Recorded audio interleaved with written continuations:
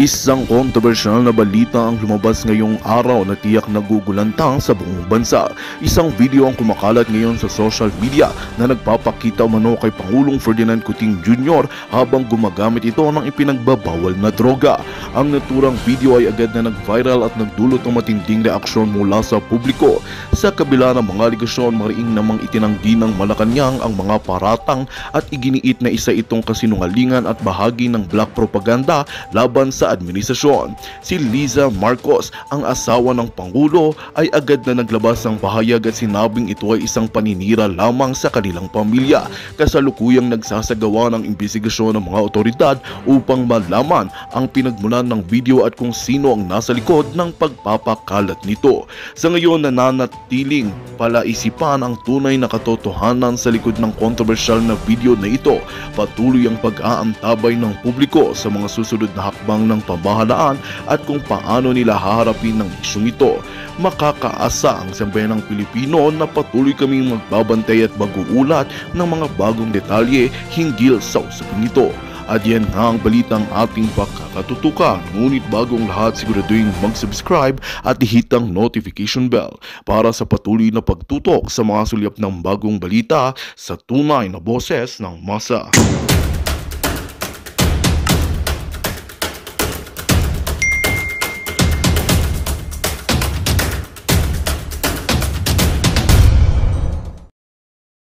Umakyat pa ako sa entablado niya na sumigaw, Marcos Duterte, Uniteam. Bakit ko ba ho ginawa yun? Dalawa pong kadahilanan. Unang-una, nagdesisyon yung kinikilala kong mentor sa politika na si Inday Sara Duterte na tumakbo ng vice-presidente. Hanggang huling minuto, talagang sinasabi ko sa kanya, tumakbo ka na ng presidente, all surveys says, wala kang kalaban kung ikaw ang tatakbo ng presidente. Pero, ang sabi naman ni Sara, at ito'y nagpapakita na hindi siya gahaman sa kapangyarihan, Hari, paano naman tayo tatakbo ng presidente? Ang tao ko lang, City Hall ng Davao. Sabi niya, hayaan mo muna magpahinog ako. Siguro naman walang masama kung ako'y magpapahinog bilang vice-presidente at magsisilbi bilang isang kalihim. Pero kung yan po ay gahaman sa kapangyarihan, ready or not ready, yan ay tumakbo ng presidente just for the sake of running. Kaya nga po, napakataas ng respeto ko kay Sara Duterte. Dahil ngayon lang po ako nakakita ng politiko na humindi na tumakbo sa presidente, bagamat lahat ng surveys indicated at that time na runaway winner sana siya for president. Ang pangalawang kadahilanan, ako po apo ako ni Jovito Salonga. Kami po talaga ay anti-Marcos. Ang tiyo ko, ayan, nandiyan yung isang tiyo ko, pinsang buo niya, si Ray Lopez, kinulong. Nag-political asylum sa Europa, sa World Council of Churches. Okay? Ang aking lolo, dahil siya ay napakalapit kay Jovito Salonga, lahat ng mga anti-Marcos, doon sa bahay namin nagpupulong. Doon sa Parañaque, sa bukid. Darating yan. Bukid yun, pero nandiyan ang mga kotse, lahat sila, doon sila magpupulong. Ang bahay namin sa Pasay, sa ilalim na hagdan, may taguan. Kasi doon namin tinatago yung mga wanted ni Marcos. At ang bahay namin, nasa dulo ng iskinita, so meron na kaming sistema na yung mga kapitbahay namin sa labasan pa rin, magsasabi na, nandiyan ang militar, tago na yung mga taong nagtatago. So talagang unthinkable na ang Harry Roque, na kamag-anak ni Joey Salonga, na yan po, mga Lopez po yan, mga kamag-anak ko sa Lopez, na inapi ng martial law, tatakbo kasama ang Marcos para sa Senado. Bakit po natin ginawa yun? Kasi naniniwala naman ako, unang-una, na kapag nabigyan ng pangalawang pagkakataon ang another Marcos, babaguhin niya at iwawasto niya ang papel ng Marcos sa kasaysayan ng Pilipinas. Gaya po ni Super Ate to the President na Amy Marcos, yung pong paniwala ko na dahil binigyan sila ng pangalawang pagkakataon, lilinisin naman nila ang kanilang pangalan para naman maiwasto ang kanilang lugar sa kasaysayan ng Pilipinas. Pero ano pong nangyari? Abay, wala pang isang taon, naging malinaw na wala silang agenda na iwasto ang kanilang pangalan sa kasaysayan ng Pilipinas. Kung hindi, ang kanilang agenda, ulitin muli ang kasaysayan ng Pilipinas sa ilalim ng Marcos administration. Ano ibig sabihin ko? Di ba po, si Marcos, nung talagang it became imminent na hindi na siya pwedeng manatili sa presidente, ang ginawa, deklara ng martial law. Binaliwala ang saligang batas. Pinadlock ang Senado, pinadlock ang Kongreso, naglagay ng mga rubber stamp sa Supreme Court. Anong ginawa ni Marcos Jr.? Ang unang-unang inatupag, bagamat ang pangako niya, hindi niya kinakailangan ng charter change. Charter change. Kunwari, People's Initiative. Ginamit ang pera ng bayan para mamili ng lagda. Lininlang ang taong bayan na ang kanila pinipirmahan na ayuda, yung pala, charter change. At anong babaguhin nila?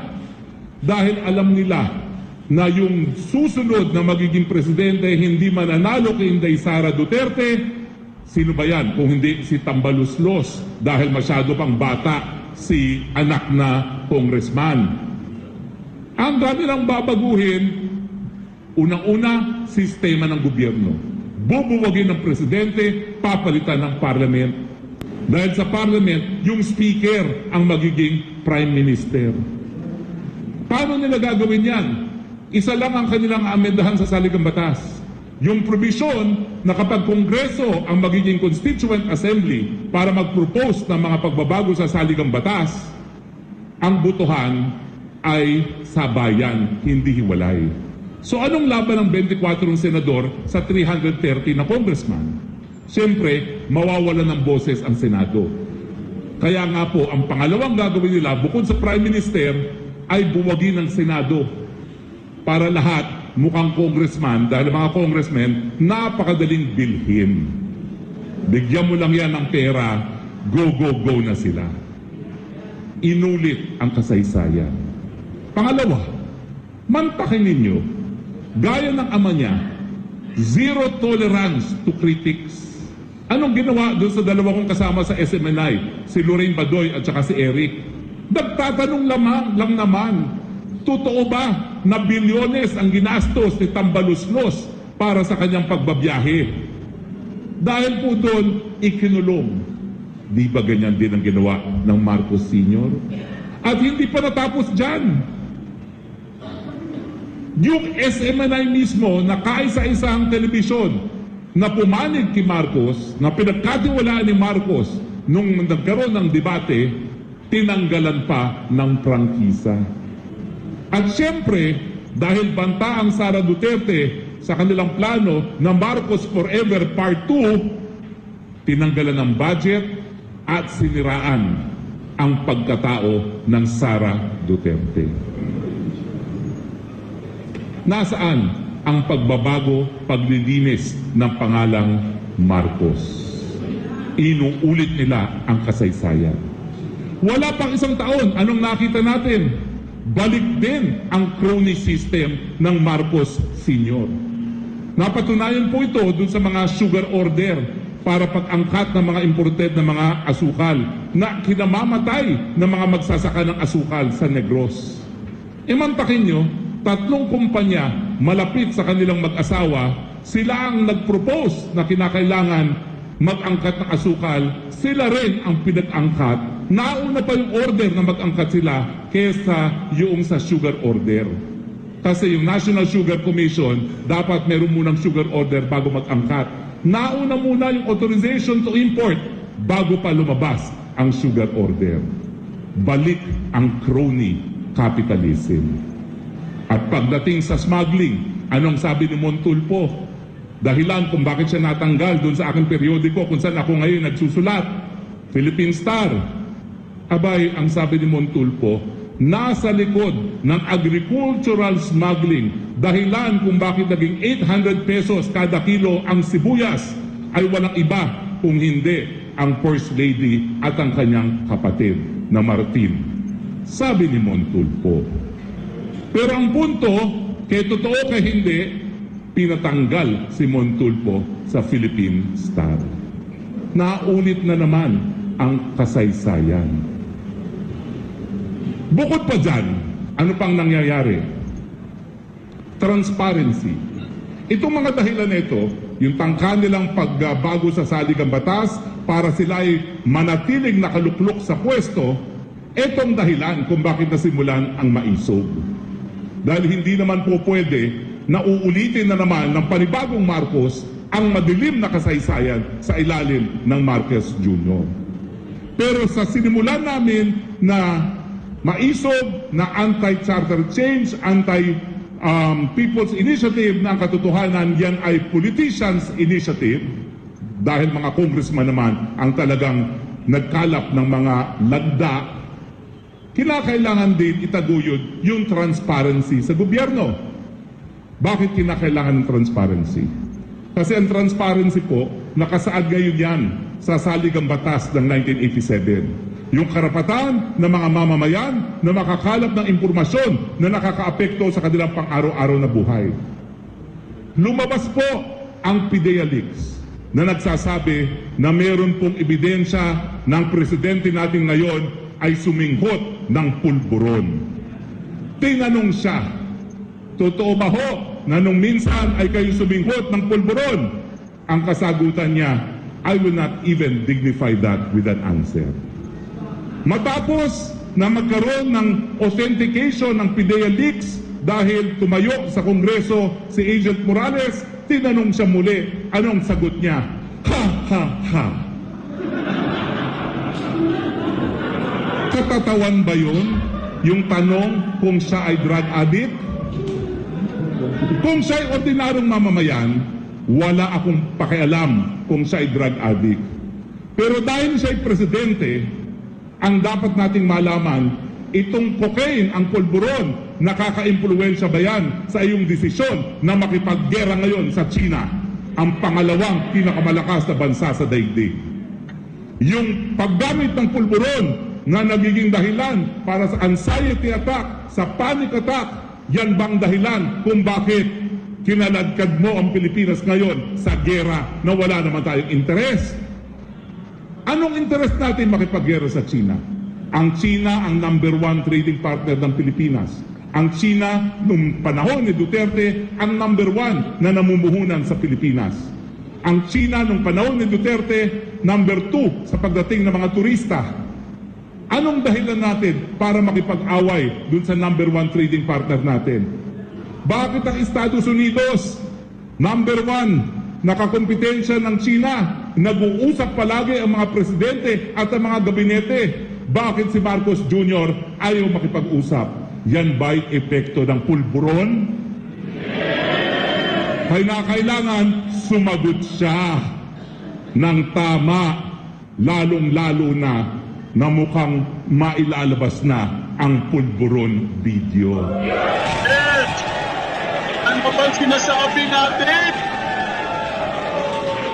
Gusto niyo ba sa Vancouver ang world premiere ng pulburon video? Yes! Nako, ipapalabas na! World premiere! Parang palabas lang sa sine to ah. Humanda na kayo! Nako, delikado na talaga dito si Kuting, mga kaibigan. Ipapalabas na po, mga kaibigan.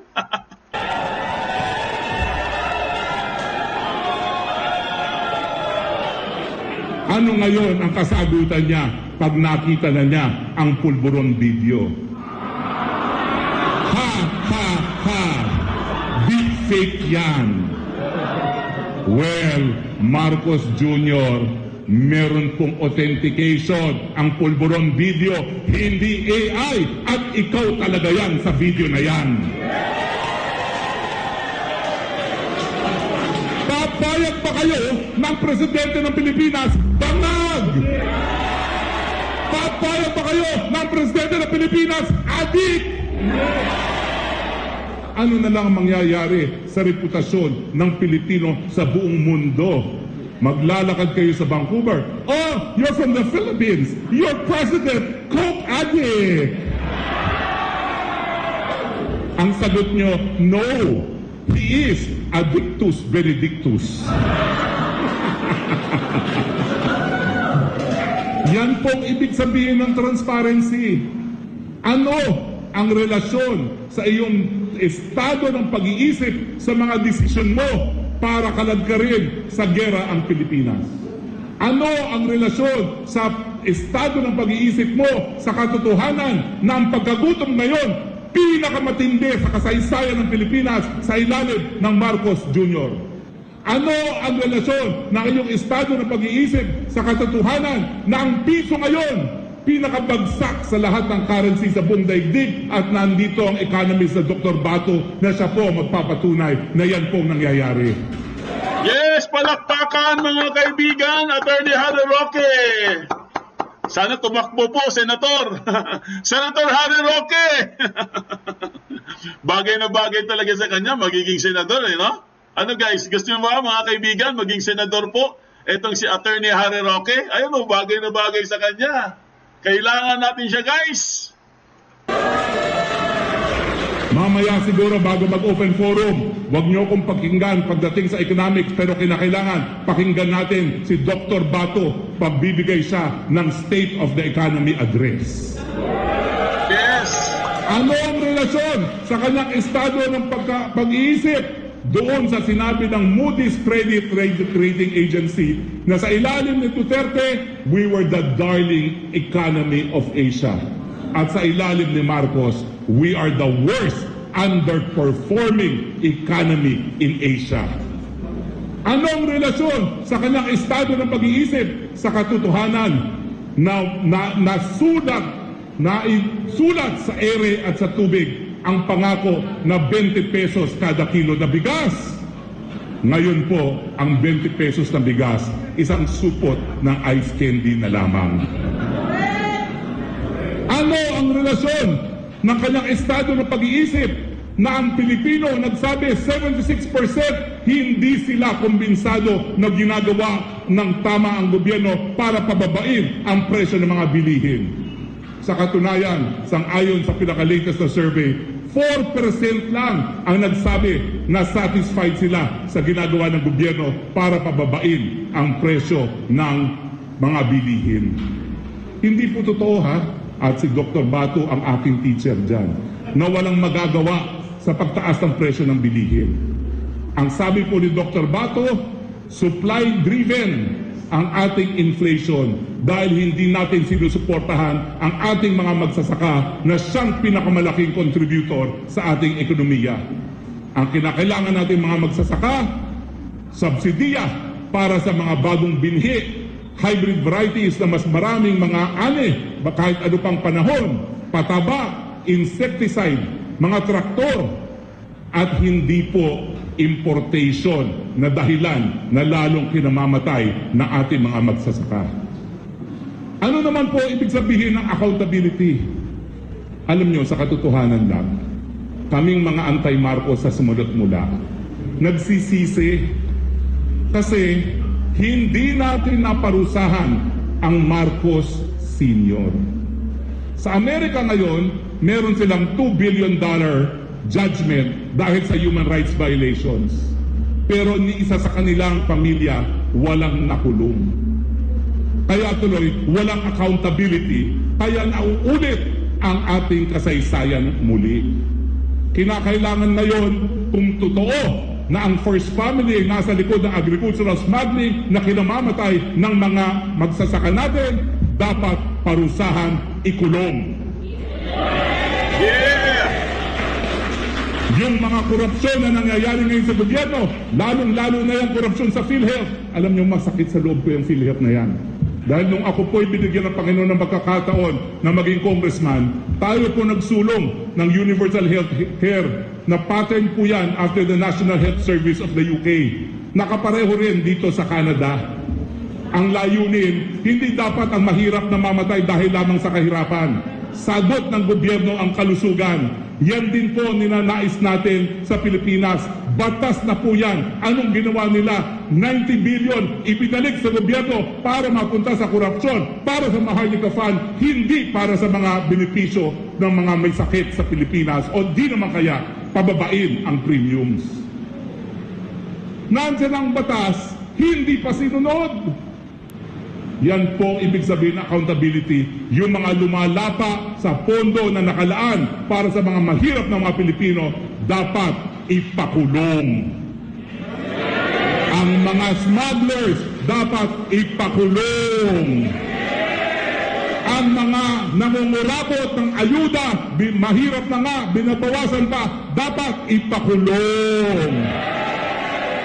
Ang mga addictus, benedictus, dapat ipakulong. Ano naman ang ibig sabihin natin dito sa TAPS na pagkatapos ng transparency, accountability, peace, and security? Sino ba naman ang tututuon sa kapayapaan? Sinong ayaw sa kapayapaan? Kaya nga, nananawagan tayo, no to war, yes to peace. Dahil alam natin na nung pangalawang pandaigdigang digmaan, ang Maynila ang second most destroyed city, second only to Warsaw. Bakit papayag na naman tayo na magkakaroon ng digmaan? Wala namang interes ang Pilipino, mawawasak na naman ang sambayan ng Pilipino. Pero yung tinatawag na peace and security, yan po ay dahil bagamat sinasabi ni Marcos Jr. na napulbos na ang teroristang CPPA-NPA na ngayon po ay nasa labas, nagpipikit. Terorista kayo! Ang sabi nila, napulbos na yung mga teroristang yan. Bakit ka makikipag-usap ng kapayapaan sa mga terorista? Ang mga European Union, ang Canada, ang Amerika, ang Pilipinas, binansagang terorista ang CPP-NPA. Bakit ka makikipag-usap ng kapayapaan sa CPP-NPA? Sator Ocampo at saka sino yun? Si ACP? Franz Castro, convicted kidnappers! Bakit ka makikipag-usap ng kapayapaan sa mga convicted kidnappers? Mga nagpipikit, kidnappers kayo!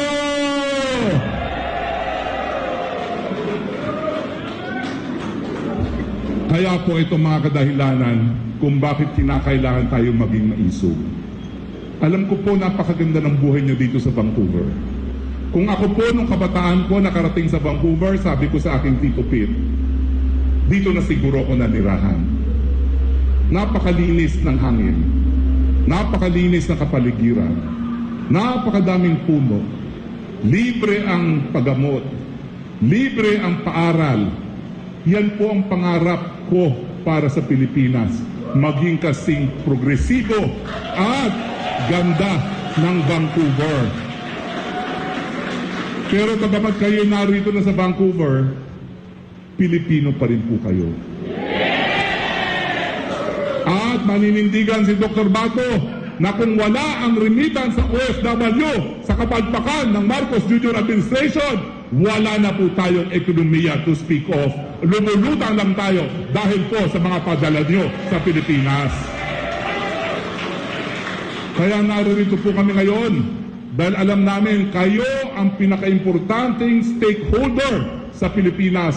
Kung wala kayo, walang perang kukurakutin ang mga Marcos administration. Pero kinakailangan po iparinig ninyo ang boses ninyo na itong Marcos Jr.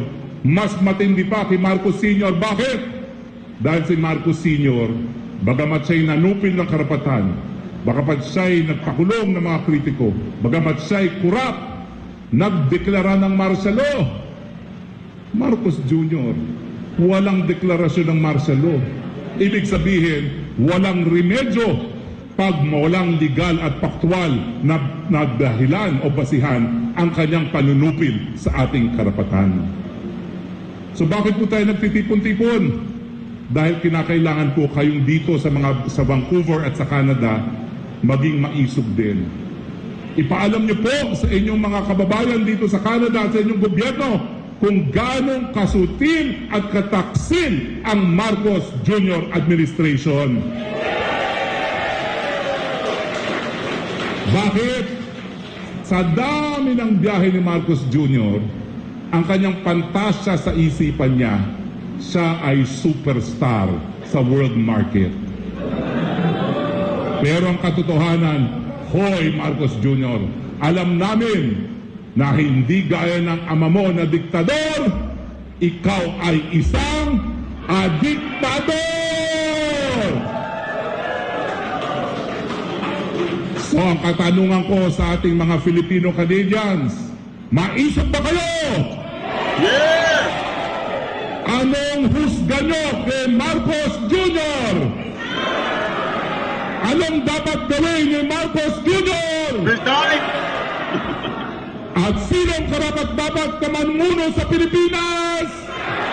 Vice President Sara Duterte! Nako, maraming salamat po. Maya-maya po, tayo'y magkakaroon ng open forum. So tayo po'y magdadialogo. Maraming salamat, mga kapwa maisip.